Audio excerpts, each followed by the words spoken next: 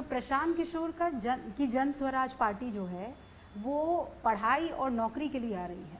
नहीं, ये पहली बात तो प्रशांत किशोर की पार्टी नहीं है, पार्टी तो बिहार के लोग बना रहे हैं और जो लोग 2 तारीख को इस पार्टी को बनाएंगे वो इसका नेता चुनेंगे, जो प्रशांत किशोर नहीं हो सकते हैं, क्योंकि प्रशांत किशोर ने पहले दिन से घोषणा की है कि मैं इस दल का नेता ना हूं ना आगे कभी होऊंगा।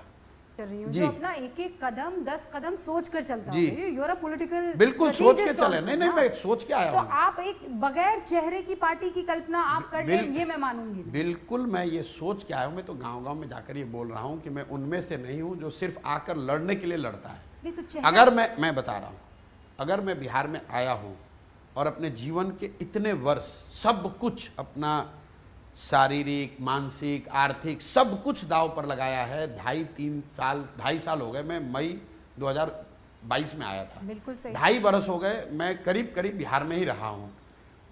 अगर सब कुछ मैंने अपना दांव पर लगाया है तो ये आप मान कर चलिए कि इस व्यवस्था को बनाने के लिए, इस व्यवस्था से जीत निकालने के लिए और उस व्यवस्था के जरिए बिहार की स्थिति बदलने का पूरा खाका दिमाग में बना कर आए। तो लेकिन वो जो खाका है वो किसी एक व्यक्ति सेंट्रिक नहीं है। वो खाका इस बात पर है कि बिहार में, उसका मूल बात मैं बता रहा हूं कि अगर 100 में 1 आदमी भी अच्छा काबिल बचा है तो मुझे उसको ढूंढ कर निकालना है, और अगर 100 में 1 आदमी भी अच्छा निकल गया तो बिहार की जनसंख्या के हिसाब से हमारे पास कम से कम 15 लाख लोग होने चाहिए।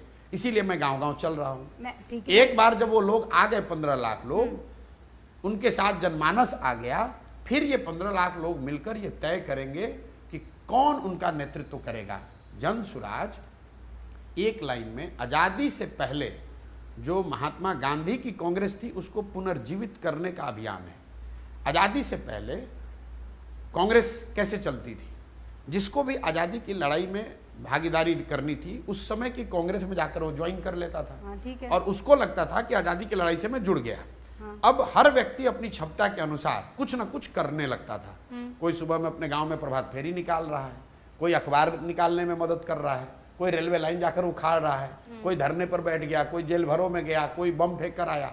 जिसकी जो क्षमता और समझ थी उसके अनुसार उसने काम किया, लेकिन वो सब कुछ उसने किया उस व्यवस्था के अंदर जिसका नाम था कांग्रेस। और उस कांग्रेस को कैसे चलाया जाता था? पूरे देश में देश से लोग जुटते थे और कांग्रेस का अधिवेशन होता था। हर साल कांग्रेस के अधिवेशन में लोग बैठकर चुनते थे कि अगले 1-1.5 साल तक के लिए कांग्रेस का नेतृत्व, इस स्वतंत्रता की लड़ाई का नेतृत्व कांग्रेस के माध्यम से कौन करेगा, किन मुद्दों पर लड़ाई लड़ी जाएगी। आपको मैं एक और आंकड़ा दे रहा हूं, आजादी से पहले कांग्रेस के जो प्रेसिडेंट रहे हैं उनका एवरेज टेन्योर 1.4 ईयर्स रहा है। आप अंदाजा लगाइए, आज से 100 साल पहले ज्यादा लोग अनपढ़ थे। सिर्फ मतलब अगर आप लिटरेसी देखिए, कई लोग कहते हैं भी तो अनपढ़ समाज है, जातियों में बटा हुआ कैसे कर पाएगा। तो मेरा उनको ये कहना है कि भाई आजादी से पहले तो 20% से कम लोग पढ़े लिखे थे, जाति ज्यादा थी, धर्म ज्यादा था, फिर भी लोग बैठकर अपने नेता का चुनाव करते थे। तो आज बिहार में भी करेंगे। लेकिन वो जमाना अलग था, ये जमाना अलग है। उस जमाने में भी आपको पता है कि प्रेसिडेंटशिप के लिए 10 तरीके की बहुत कंट्रोवर्सीज थी कि भाई नेहरू को बनाया गया, पटेल जी को नहीं बनाया गया, कांग्रेस का नेतृत्व सिर्फ प्रेसिडेंट नहीं, पूरी CWC का चुनाव होता था और हर साल होता था। हाँ, वो होता तो उसमें क्या फिर यहाँ भी हो सकता है? तो उसमें बस अब ये सवाल ये है ना कि कोई तो चेहरा नहीं भाई, कोई भी आ सकता है। आप ये बताइए कि कांग्रेस के कितने प्रेसिडेंट के चेहरे को आप जानती हैं? नेहरू तो 2 ही बार रहे होंगे प्रेसिडेंट, बोस 1 बार रहे होंगे, पटेल 1 बार 2 बार रहे होंगे। मतलब इसके अलावा कांग्रेस में 50 लोग उस समय अलग अलग क्षेत्र से लोग, अलग अलग प्रतिभा के लोग चुनकर उसका अध्यक्ष बने। लेकिन उसके बाद आंदोलन से निकले हुए नहीं है, जन स्वराज आंदोलन से नहीं निकल रहा है, ये समाज के जन जागरण, समाज की जागृति के जरिए निकल रहा है। दूसरा, इसमें कोई ऐसा समूह नहीं है जो ये कह रहा है कि मुझे मालूम है, मैं इसको कर दूंगा, मैं 10 व्यक्ति वो हूं जो सबसे अच्छा हूं, मेरे पास फॉर्मूला है कि कैसे इसको ठीक करना है। मैं अपने हर भाषण में कहता हूं कि 1 प्रशांत छोड़ो, अगर 10 प्रशांत किशोर आएगा तब भी स्थिति नहीं सुधरेगी, तुमको सुधरना है। तो ये बिहार के लोग इसको मिलकर बना रहे हैं। कुछ समानता किसी एक स्तर पर, 1-2 स्तर पर, वो तो फिर भाजपा से भी हो सकती है, वो कांग्रेस से भी हो सकती है, TMC से भी हो सकती है, द्रविड़ियन आंदोलन से भी हो सकता है। लेकिन हमारा आंदोलनों में कोई यकीन न था, न है।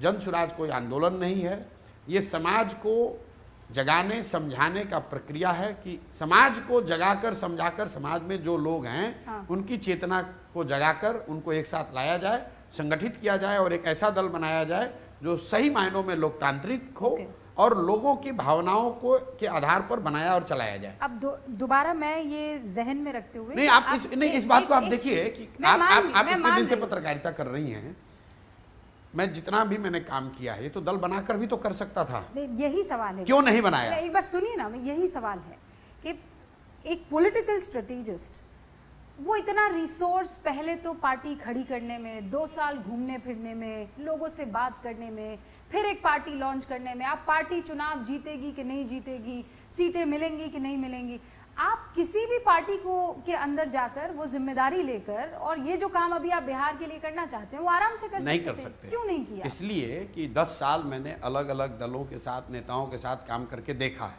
क्या देखा? बिहार में भी देखा है। बिहार में अभी जनसुराज का क्या हो गया तो छोड़ दीजिए, 2015 में तो बिहार मेरे सलाह से लोग जीत गए थे।